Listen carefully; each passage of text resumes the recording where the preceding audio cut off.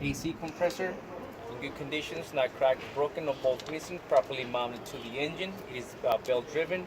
And next I'm gonna go ahead and check my alternator, properly mounted to the engine, no bolts missing, and also in good condition. It's also belt driven. And when I check the belt, I gotta make sure it's in good conditions, make sure there's no cuts or not frayed in any way, and should not have no less than 3/4 free play. Next, I'm gonna check my belt tensioner, make sure it's properly secured, not cracked or broken. And at the bottom, I'm gonna go ahead and check my water pump, and I'm gonna check for my in and outside line, make sure there's no signs of any leaks. This one is gear driven. This is my gearbox right here, not cracked, broken, no signs of any leaks, also in good conditions. From there, I'm gonna go ahead and check my frame, make sure it's in good conditions, not cracked or broken, no signs of any legal welds. And now next I'm gonna go ahead and check my splash guard, make sure it's in good conditions, not cracked or broken, properly mounted to my frame. If they ask you to be more specific, the splash guard is here in case you run over a puddle. Water doesn't rush into the engine and do any type of damage, such as the electrical wires.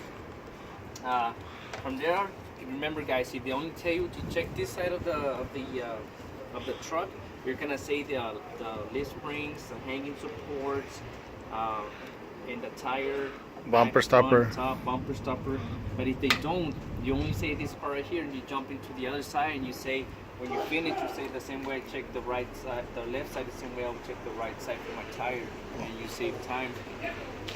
The next thing you want to check is say all my wires in good conditions, they're not fried or spliced in any way, and you're good to go. That's all the parts they require for you to check in this section right here. Okay. They've already removed the radiator, all these ones, the intake, manifolds, and turbos, and all that is gone. Left side of my driver's side engine bay, I'm gonna start by checking my radiator reservoir, make sure it's properly mounted to the firewall, make sure the cap is properly secure, proper fluid levels, no signs of any leaks. Next, I'm gonna check my washer fluid, also properly mounted to the firewall, cap properly secured, proper fluid level, no signs of any leaks.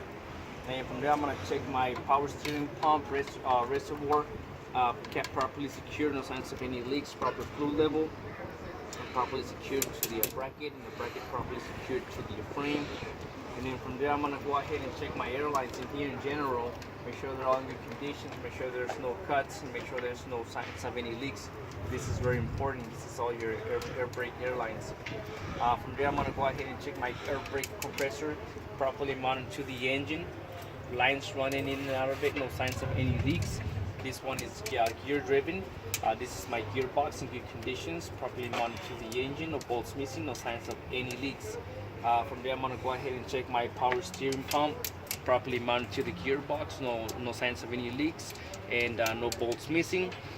Both airlines running in and out of it in good conditions, no signs of any leaks. From there, I'm gonna check my oil dipstick. The way I check that is I pull it out, wipe it clean, insert it back in, pull it out, and it needs to be above the refill line. If there's oil needed to be added, I'll put it into the oil receiver, and we gotta make sure the oil receiver is properly secured so there's no signs of any leaks. From then I'm gonna jump to my steering column, make sure it's not cracked, bent, or broken. Make sure it doesn't have no more than 2 inches or 10 degrees of free play. Next, I'm gonna jump into my U-knuckles, make sure they're all in good conditions, no bolts missing. From there, I'm gonna jump to my power steering gearbox, properly mounted to the frame, no bolts missing, no signs of any leaks. Next, I'm gonna jump to my pitman arm, not cracked or broken, properly mounted to my power steering gearbox. And next, it's followed by the castle nut and cotter pin in place, not missing. Next, I'm gonna jump to my drag link. Drag link in good conditions, not cracked, bent, or broken in any way. And then I'm gonna go ahead and check my upper and lower control arms, both in good conditions, not cracked or broken. They are followed by the castle nut and cotter pins in place. Next, I'm gonna check my tie rod, not cracked, bent, or broken, good conditions. And then from there, I'm gonna jump over to my frame, make sure it's in good conditions, not cracked or broken, free from any illegal welds. And next, I'm gonna check my leaf springs, both in good conditions, not cracked, bent, or broken, or shifted in any way. And then they're properly secured by the U-bolts, and the U-bolts are properly secured to the front axle, no bolts missing. And now that I mentioned my axle is in good conditions, not cracked, broken, free from any illegal welds. And I do have my bump stopper in good conditions, not missing. I do have 2 hanging supports, one here in the front, one here in the rear. We gotta make sure they're properly secured to the frame, no bolts missing, in good conditions, not cracked or broken. Oil pan, properly secured to the engine, no bolts missing, no signs of any leaks. Oil? Then, Oil what? oil pan. Okay. Oil pan. And then from there, I'm gonna go ahead and check my hydraulic shock absorber, properly mounted to the frame, no bolts missing, no signs of any leaks.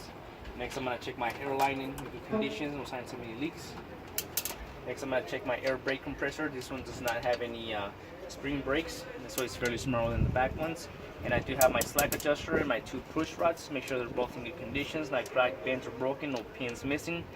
The way I check the slack adjuster and the push rods is I shock the wheels, keys in my pocket for safety, pushing my valve to release the air, put out a glove, and I pull on the slack adjuster. If it has more than 1 inch free plate, it's to be adjusted or replaced by a professional. Next, I'm gonna check my tire in general, and we start checking the back, the top, and the front. These are 432 seconds of thread. No recaps are allowed, only virgin radios. Next, I'm gonna be checking from the front and the back, make sure there's no bumps, cuts, or abrasions on them. Good conditions. Now I'm gonna make sure that the tire's properly seated to the rim. Make sure there's no gap in between on the front and on the back. And now I'm gonna be checking for the rim itself on the back and on the front. Make sure there's no dents, cracks, or any illegal welds, as that will put my truck automatically out of service. Jump into my pilot lug nuts. Make sure they're all in good conditions, not cracked, bent, broken, or missing. If they show rust or shiny thread around it, it's an indication that they need to be readjusted or replaced by a professional. Axle hub seal, no bolts missing, proper fluid level or oil level, no signs of any leaks. Next, I'm going to be checking for my air valve. My air valve is in good conditions. It's not cracked, bent, or broken, or missing. The way I check the tire pressure is with the gauge, and my tire pressure is less than 80 psi, so there's no internal damage. If it's more than 100 psi, it can be a blowout. And the last thing I want to check here is all my wires in general. Make sure they're all in good conditions, not cracked, frayed in any way. And the same way I check the left side of my tires, the same way I'll check the right side of my tire and my suspension components. And that's it. Thank you.